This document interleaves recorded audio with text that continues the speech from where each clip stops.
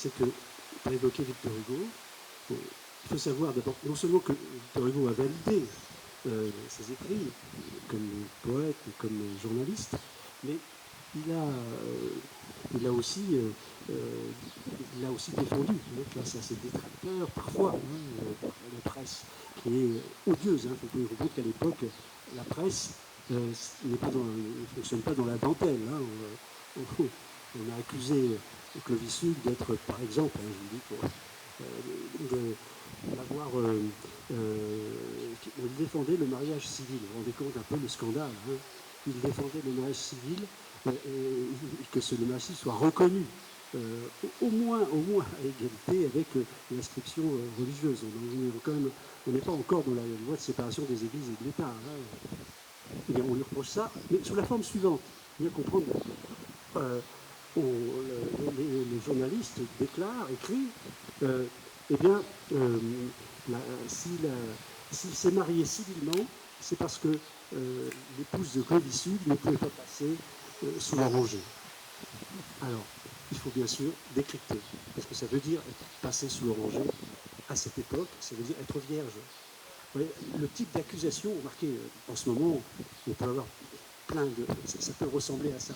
Mais on ne discutait pas sur les idées, sur le point de vue de Clovis Hugues.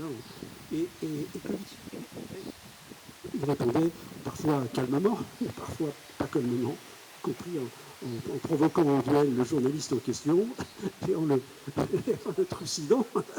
Il sera acquitté parce que l'accusation était, disons, odieuse. Le tribunal a reconnu que c'était une accusation.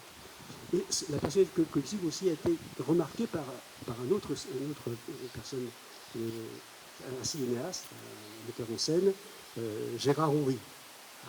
Gérard Houry en a fait un sketch de 40 minutes autour de Clovis Hugues dans un film que vous pouvez retrouver sur YouTube,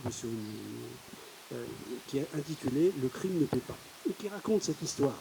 Et surtout qu'il le raconte avec bienveillance. Donc ce Clovis Hugues empêtré dans des affaires qui ont été construites de toutes pièces pour essayer de le déstabiliser, de le détruire, mais il s'en sort toujours bien parce qu'il y a un jury populaire dans les cours d'assises.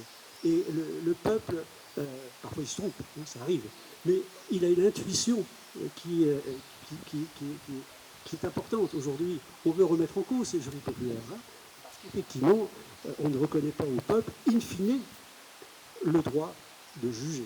Or, c'est au peuple de juger surtout sur ce qui peut conduire à l'époque à la peine de mort, où aujourd'hui, bien sûr, il n'y a pas la peine de mort, mais ça peut être très, très... Voilà, je ne veux pas